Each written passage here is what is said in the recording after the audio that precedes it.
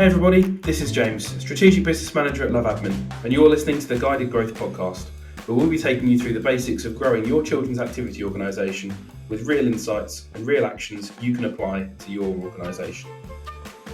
Welcome to the 7th episode of Steps to Success, giving you the ideas and inspiration to take your activity business to new heights in bite-sized chunks. This week, I'm with Cerys Keneally, discussing how to make the most of the back-to-school period. Cerys has worked with thousands of children's activity providers to help them get a foothold in schools and nurseries and grow their organisations. Cerys, welcome to our podcast. Thanks for joining us. Let's kick off by talking about how crucial September is when it comes to children's activity businesses. Hi, James. Thank you so much for having me on your podcast. September is a crucial time.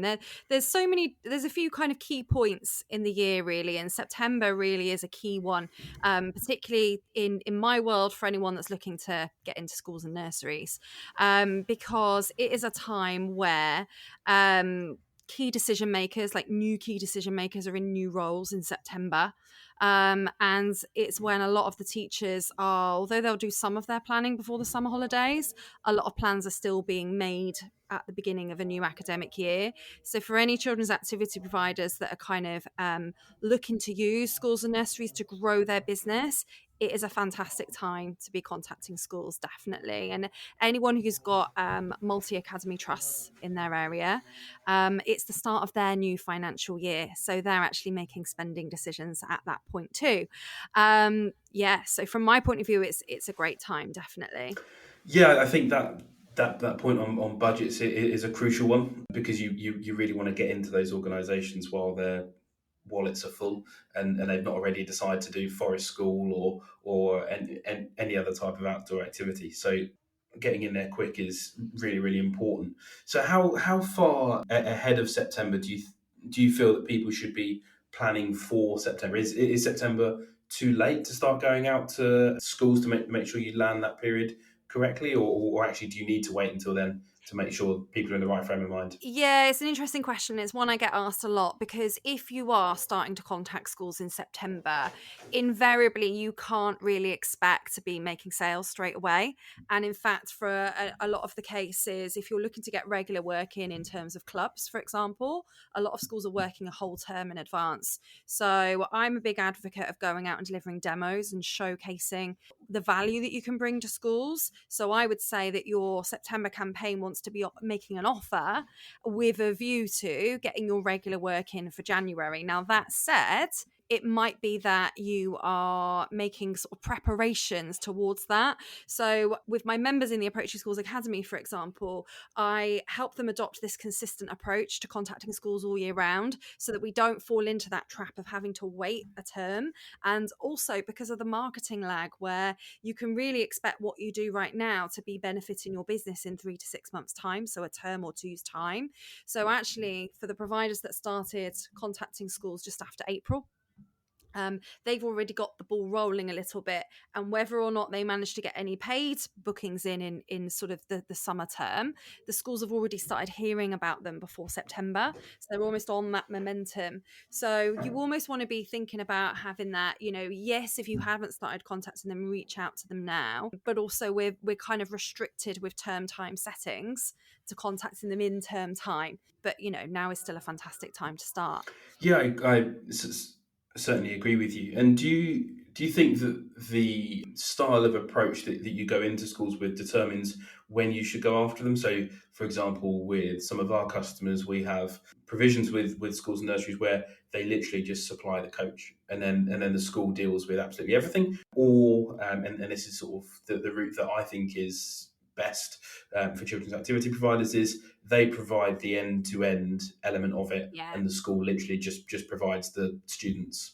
Yeah, the thing is, I think that's a great selling point for schools. So when we're looking at providing clubs, whether that's lunchtime, after school, or whatever type of extra curricular provision it is, if you're able to provide like the booking system, for example, and do all of the admin, you are saving teachers and other school staff time and effort, and you're potentially saving the school money in some cases as well.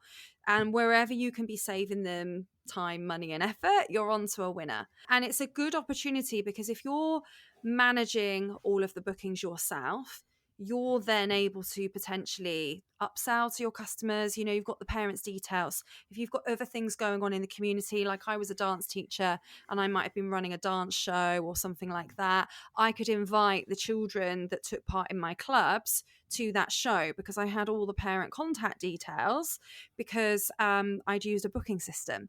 So it's kind of, when you are able to take that load off the school's hands, not only is it a great selling point, but it might help you increase your average order value as well.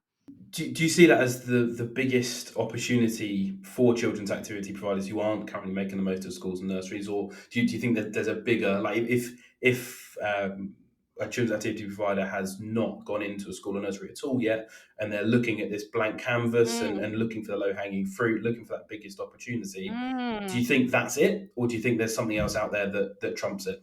There is more, and I would say that is part of it. So very, very often clubs are a great way of getting your foot in the door with a school initially, but actually what you want to be doing, and this is dependent on your business model, it's dependent on maybe any team you've got delivering for you, and depending on what your work schedule is, but it's a fantastic opportunity to get daytime work in schools for either you or your team if you can then upsell them either workshops, so enrichment workshops, depending on what subject you deliver, specialist subject lessons, perhaps PPA cover, which is an opportunity to cover teachers' non-contact time.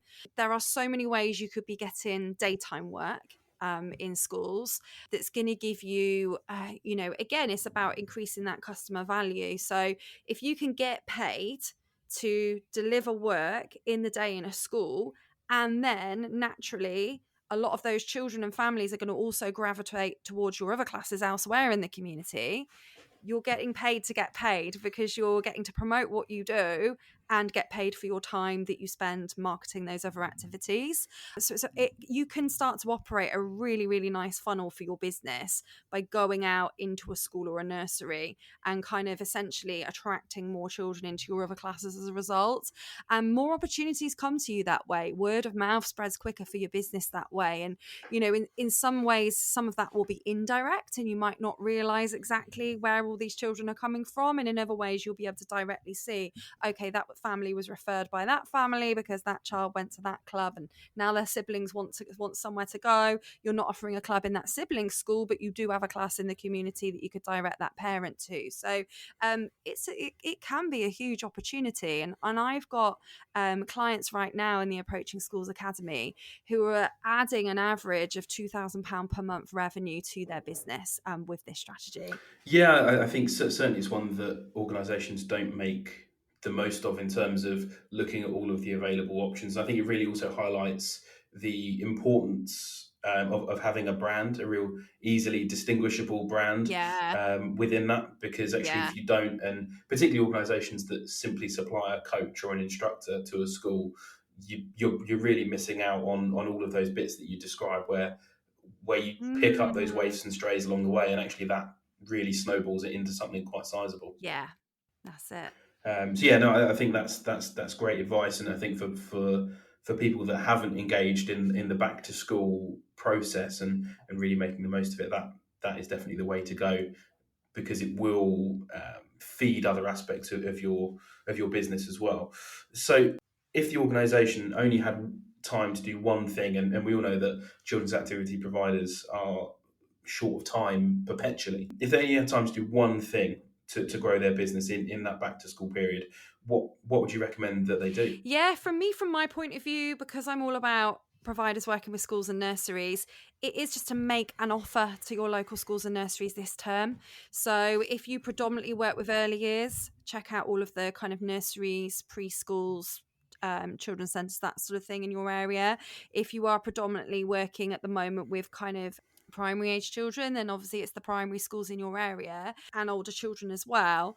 But you want to make them an offer, because what you need to remember is that in September, all of your competitors are also probably marketing to schools and nurseries too.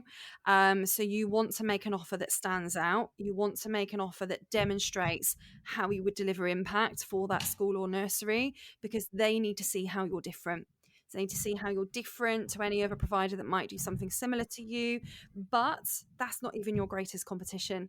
your greatest competition is actually anything the school or nursery could deliver themselves in-house, cheaper or for free, without even getting you in. So it is time to definitely make an offer where you're going in, you're delivering a demo. Maybe that's like a 20-minute demonstration of what you do in a nursery setting. Maybe it is a mini lesson that you deliver during curriculum time where the teachers can see what you do. Or if you are looking to get clubs in, first and foremost, assemblies are fantastic for that, because you can get lots of children seeing what you're doing, and also potentially lots of teachers at the same time, who will then advocate for you to the sort of senior leaders who are the decision makers.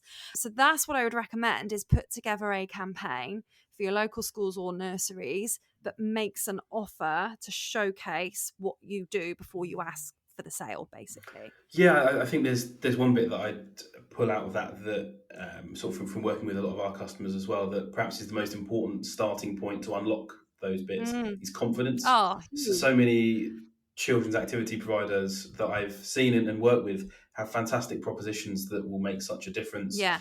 both from a sort of educational point of view as well as a fun point of view. Yeah. But they don't have the confidence to really go out there and sell themselves, because they're still a small organization. Yeah. And that phrase of a small organization really is kind of meaningless, to be honest, because it all you're doing is taking away in your own mind the value that you can give to people. Yes. Whereas actually, if you can be confident and go into a school and really wow them with the value proposition you've got, then who cares what size you are? Yeah. It doesn't matter whether you take 50p or 500,000, if you've got a good product and you can sell yourself. Absolutely. And I think there's something to be said for not trying to appear like a big organization if you're not, because I think schools quite like working with local members of the community just as much as, they would like to work with a big brand. So I think there's like a very kind of personal side of marketing yourself as, if you are a one-man band, more of that kind of having more of that personable approach. Or if you are a small team but your brand isn't very well known yet, it's about kind of looking at why, explaining to that school why you've chosen them, and they can see that you're someone trying to do good in your community. And I think that goes a long way, and sometimes you can actually trump the bigger brands by having that personalized approach. Yeah, I think actually, in this whole world of having no time, just taking the time to be yourself is almost the most important thing you can do. And actually, you don't need to put a whole heap of work. And I say that with a massive caveat, because you need to do some planning. You can't just wing it completely. But Yeah.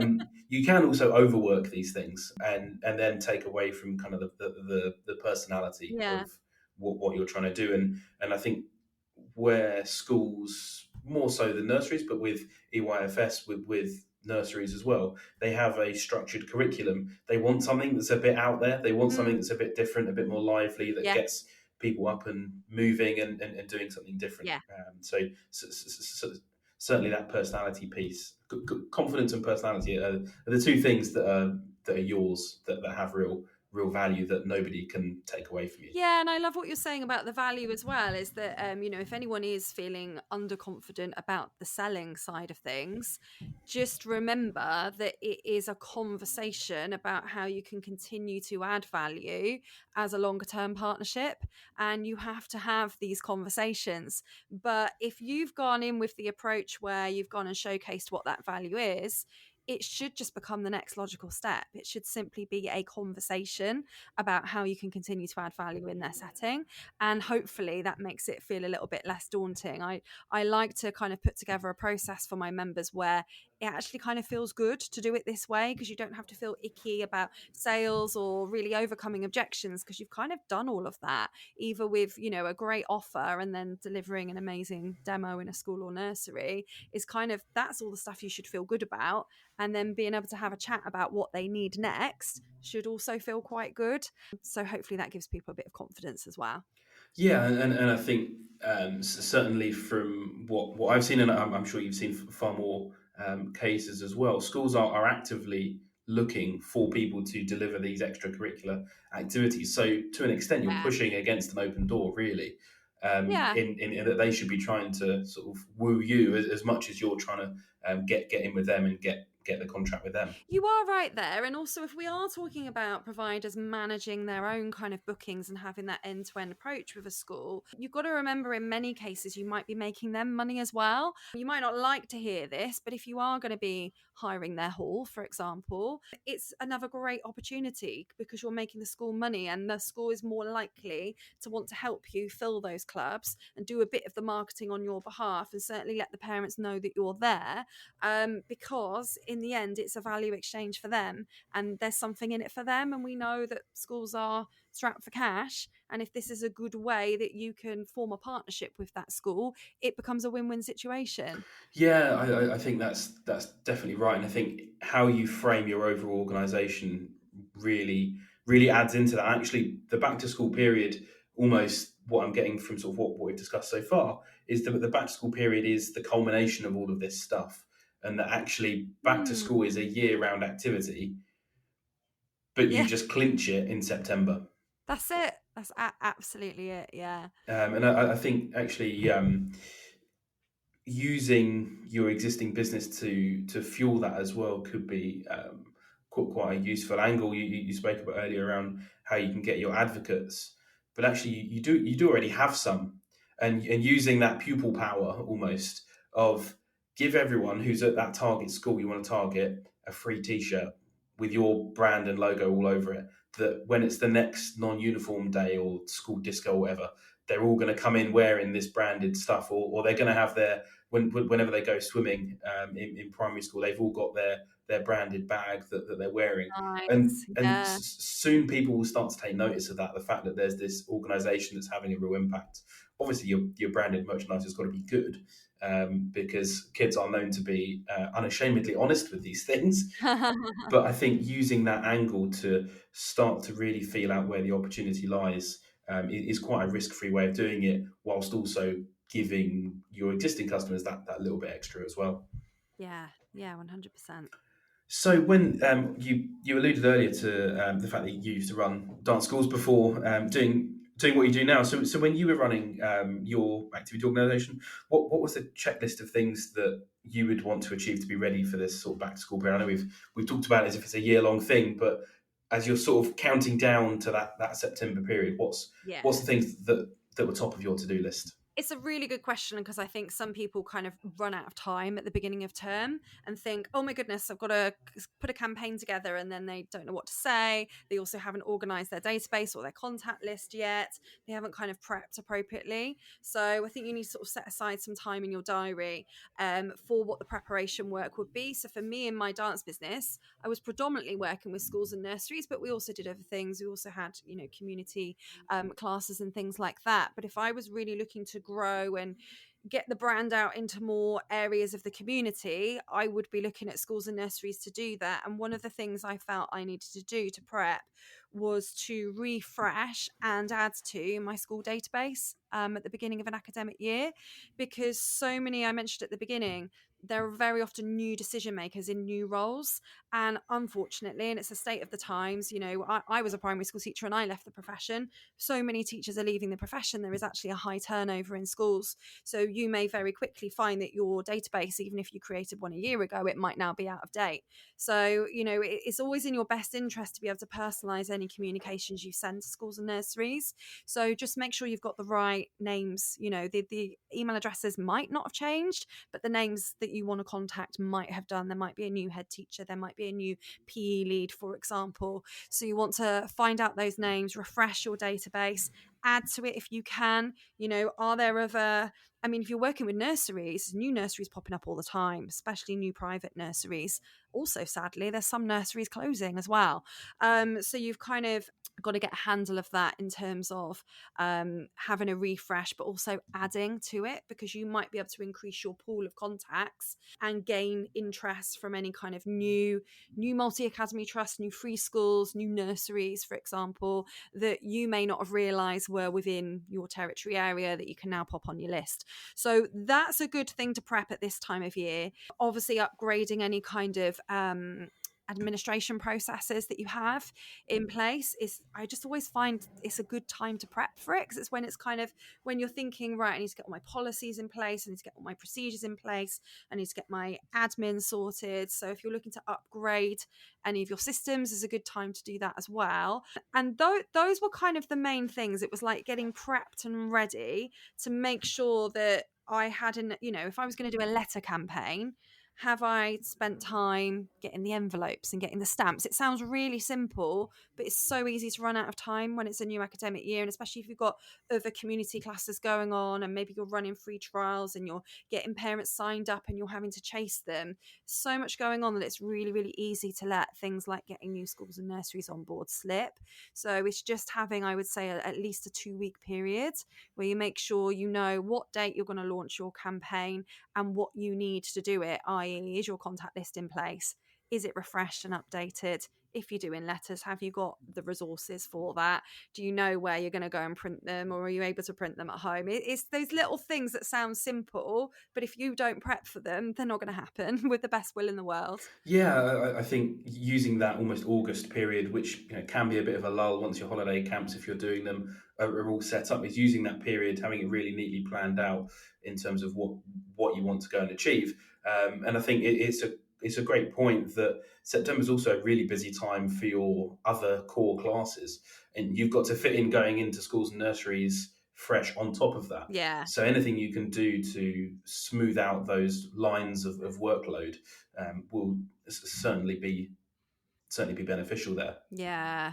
Cool. And then we spoke a little bit around admin and a booking system. And as part of that checklist, how important do you think it is to have a really really smooth admin system, a really good booking system when it comes to going that back, or sort of hitting that back to school period? Yeah, for me, it's just about efficiency. Ultimately, even if it takes you a bit of time to set it up, and again, August being a great time to do that, it's once it's in place, it's like an absolute dream compared to trying to use a spreadsheet, trying to use a tick list, or anything like that. If you can just be taking bookings, reasonably automatically, it's just about fine tuning your processes, really. For me, it was fantastic when I had team on board and I was sending team into schools, or I had team running community classes for me, for them to be able to see in real time who the new children were that were taking the trials and things like that, without me having to send them a load of emails saying, you've got this person joining, you've got this person joining, you've got this person joining. They could just see it at a glance. And for me to then be able to see, because schools might be contacting me in the early few weeks, asking me about children, and I need to see whether they attended those clubs as well. So just to have it all kind of digital and done for me, as I say, once it was set up, there's nothing. I didn't know myself, having gone from spreadsheets and teachers having to print out lists and things like that. And I think it helps you from a kind of a GDPR perspective. It just makes you ensure that you've got all your data in the right place. Yeah, I think it does really help with that delegation point as well, because quite often if you're expanding into schools and nurseries, or you've got a new academic year, so you've got a new venue, just in general where you're starting new classes, you're likely going to have new team members that are going to be picking that up, and if you then try and get them to do it the way you've always done with 17 spreadsheets and 5 bits of paper, then that might make sense to you because you've been doing it for a long time. But to that new person coming in, it's going to be like ancient Egyptian hieroglyphics, and trying to work out how to decipher all these different sheets. Yeah. So certainly when you're looking, and we're talking broadly about growth here, so making all of everything you're doing bigger, taking that moment to simplify what you're already doing is really crucial to allow that to happen. And certainly from the clubs I've spoken to in the past, the ones that have done everything on paper before, it's like a new world. It's like they've suddenly got 3D vision or something. Yeah. Yeah. With the possibilities that they now have, and I think that will really help them in terms of taking advantage of the opportunities that you spoke about in reaching out to new schools and nurseries that are popping up. Yeah, and it's like collecting the money as well, isn't it? Like if you've got less so with the school, because with the school you might have taken the payments up front anyway and collected it from the office, perhaps if they were doing their own processes. But when you're taking that in charge of that, and if you've got community classes on the go where you've got teachers as well, you haven't got to rely on them to take the money and account the right numbers and all of that. It's all just very seamless because you're able to collect the payments centrally, and you know exactly where you are in terms of cash flow right at the beginning of the term without having to wait for your teachers to do that admin for you. So I think that helps just clean everything up as well. Yeah, and I think all of that stuff can be a selling point for you as well. And we mentioned this earlier on when it comes to that whole kind of value proposition and can you make a school's life easier? Actually, Yeah. if you've got the booking system and you're doing everything, you just need use of their venue, then that's quite compelling compared to someone that's going to rock up late with a folder full of bits of paper that are half falling out all over the floor, not knowing what's going on, and then asking a lot of the school to help them administrate it effectively. So with a great booking system, you can take all of that away, and actually, it may gain you new business because people look at it and go, "Yeah, you've got everything lined up. You know what you're doing. You're going to make my life easier. You can have exclusive use. Let's make something cool happen here." Yeah, I mean, ultimately, you need to be appearing professional when you work with these types of organisations, and I think it is just about upgrading everything in terms of your brand, including those great first impressions, and having a seamless administration process that they can be confident that you are going to take care of things, and they don't have to worry about parent complaints. You know, because that's always a consideration when they're bringing a new provider in: is are we going to be keeping the parents happy with this new decision? So if they can see all that, it gives them a lot of confidence because you've kind of leveled up your professional impressions as well. Yeah, and I think that kind of goes to the point of your brand is more than just a logo and the color of your polo shirt.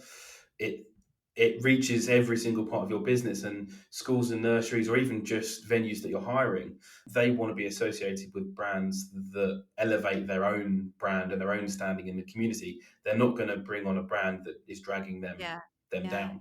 Yeah, exactly. And there's a huge amount of trust involved, I think, as well with the schools, because essentially when they put you in front of their children, they are endorsing you to the parents. And so I just think little things like that just go a long way to breeding trust because they see that you're organized, they see that you've got everything together, and they're quite happy to recommend you to parents then. Yeah, absolutely, and that element of trust is so important from a GDPR point of view, a safeguarding point of view, from a satisfaction point of view. It kind of covers everything, and I think Yeah. when we talk about the back to school period, kind of circling back to a point that I think we've made a couple of times while we've been chatting, is that this really is a year round Yeah. evolution Yeah. in terms of how you can develop things. And yes, it manifests itself in September when you've actually got to go out there and seal the deal with these things. But in terms of building your brand, building your reputation, and building all of that structure, really you should just get going with it because it is going to help across so many different areas. And you can always tell when someone's rushed it at the end. It's a Yeah. bit like homework. Yeah. Yeah. Cool. Well, that's all we've got time for. Thank you very much, Cerys, for giving us some fantastic insights and just how easy it can be to make a massive difference to your organisation. Make sure you subscribe to our Step to Success podcast to get more guided growth tips each month, and check out loveadmin.com/step2success for more information about how our one-to-one growth consultation service can help you out. Thank you very much for listening, and we'll see you next time.